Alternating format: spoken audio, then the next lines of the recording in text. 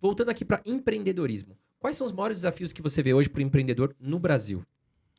Acreditar nele mesmo.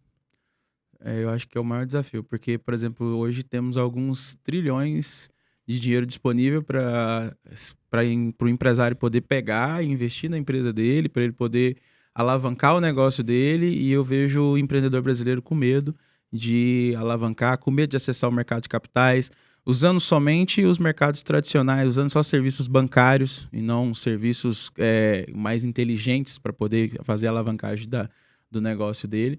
Então, eu acho que falta muita coragem. Eu acho que o maior desafio hoje do brasileiro é ele entender que, primeiro, dívida não é ruim. É uma coisa assim que eu explico para quem é empresário. E eu aprendi isso de uma maneira assim, visitando uma empresa, um cara que era muito gigante, assim, a rede de academia gigantesca no Brasil, tem até hoje uma rede de academia gigantesca. E eu lhe perguntando das minhas empresas e tal, e eu falando, e ele, nossa, muito bom, muito bom, muito bom.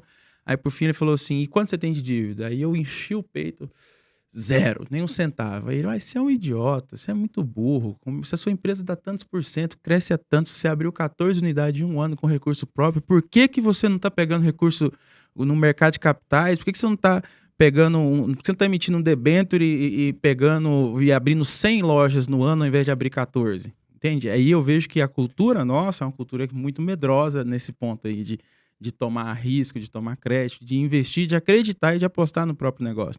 A gente aposta com o nosso recurso. Por exemplo, a minha empresa, ela é 100% bootstrapped. Então, tipo, a gente...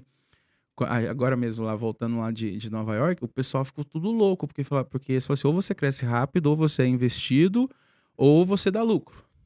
Você tem que ter um desses 3. E a gente cresce rápido, não é investido e dá lucro todo mês. Aí você fala assim, mano, não faz sentido, tipo... quebra a tese, quebra a teoria deles. Então a gente aprendeu a crescer com o próprio capital, mas fazendo o quê? Separando, tendo uma planilha. Então só depois que eu coloquei a planilha em prática que eu consegui ter dinheiro, véio. De verdade, não adianta. Porque o empresário ele fica com a falsa sensação de que está ganhando dinheiro. Porque o cara vai lá, fatura 100 mil, 200 mil e ele gasta. Agora, se ele tem uma planilha, não importa se ele faturou 1 milhão, ele vai tirar o salário dele. Se é 20 mil de salário, ele vai tirar o 20 mil. E o restante ele vai reinvestir no negócio dele. Então, aí nós temos uma cultura de reinvestir, aqueles primeiros R$500 que eu tive, que virou 5 mil virou 10, e foi virando, foi multiplicando, e continua multiplicando até hoje, nunca parou de multiplicar. Até eu conhecer esse cara, que aí eu não tinha, até então não tinha que tomar nenhum crédito, tá? Tem que tomar nenhum crédito. Depois que eu conheci esse cara, eu saí da reunião com esse cara, foi no Recife. Eu saí na reunião, tipo, eu desci do prédio, como se eu descesse do prédio, eu saí pensando, mano, eu preciso pegar dinheiro emprestado com alguém. Eu saí, tipo, sabe como, mano, eu preciso ligar pro gerente. E, mano, eu falei, o que eu vou fazer com esse dinheiro? Eu preciso fazer alguma dívida pra crescer. Tipo assim, eu pensando que... Aí eu cheguei pro meu time e falei, mano, qual que é o nosso plano de crescimento? Aí eles, fazer isso. Eu falei, não. Mas a gente tem 100 milhões no caixa. Não, se tivesse 100 milhões, eu ia comprar o concorrente e tal, ia comprar fulano e tal. Eu falei, então você vai fazer isso aí. Vai atrás de comprar essa pessoa. Eu falei, mas e o dinheiro? Ele falou, o dinheiro você deixa que eu resolvo. Então a gente teve até uma dificuldade, até hoje nós temos uma dificuldade muito grande de pensar fora do caixa da empresa.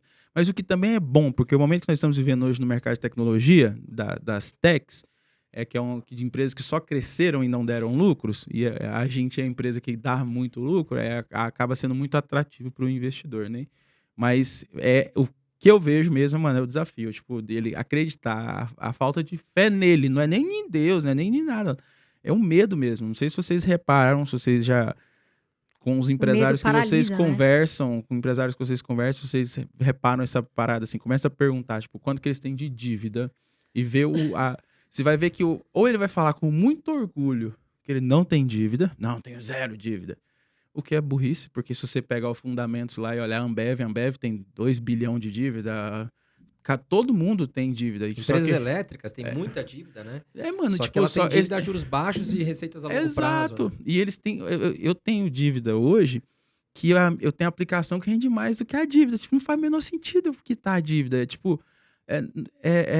chega a ser burrice, sabe? Tipo, E você imagina o americano, Kaiser, por exemplo, que lá a taxa de juros 1% ao ano. Vamos colocar se até um tempo atrás era 1% ao ano, hoje subiu mais por causa da inflação.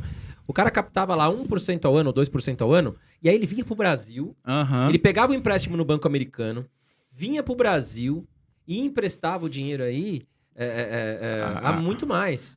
A 14, né? A 14, né? Ao ano e não sei o quê. Então ele captava lá 2, vinha pro Brasil e emprestava 13, 14 ao ano, né? Nós temos hoje, ainda fundos japoneses, que é o rendimento o juros é 2% negativo, e que eles aplicam no Brasil bilhões a juros zero. Absurdo. Tipo assim, não, só me devolve o mesmo valor em 5 anos. Não é para devolver um retorno. Então, e o empresário brasileiro, que aqui é o país da oportunidade, aqui é o lugar de fazer dinheiro. Eu falo com todo mundo, eu vou lá nos Estados Unidos, as pessoas ficam bravas, que eu posto assim, mano, eu amo os Estados Unidos, sou apaixonado dos Estados Unidos, isso aqui é um baita no lugar de se aprender a ganhar dinheiro e ir no Brasil ganhar dinheiro, porque aqui você aprende a ganhar dinheiro. E lá no Brasil você ganha dinheiro. Porque lá os caras não brincam. Lá o cara monta uma empresa concorrente da tua e toma prejuízo por 10 anos só pra quebrar você. Aqui no Brasil ninguém faz isso. Ninguém tem coragem de ir até, esse limitezão, assim, sabe? Tipo, é só os caras da Ambev mesmo que tem esse cacife, mas tipo, o resto não tem coragem de fazer esse tipo de hustle takeover, essas paradas assim que só os grandes investidores mesmo têm coragem. Então, tipo, e lá não, lá os caras não brincam, não. Os caras não brincam. Tanto é que a gente vê que as pessoas investem muito mais lá do que aqui. E a gente está trazendo essa cultura de investimento, das pessoas perderem esse medo, porque o medo existe. Sim. A gente sempre vai ter o medo e a ansiedade que existem e são necessários, mas a gente não pode deixar o medo paralisar. A coragem tem que ser maior que o medo. Sim. Que é exatamente isso que você está falando.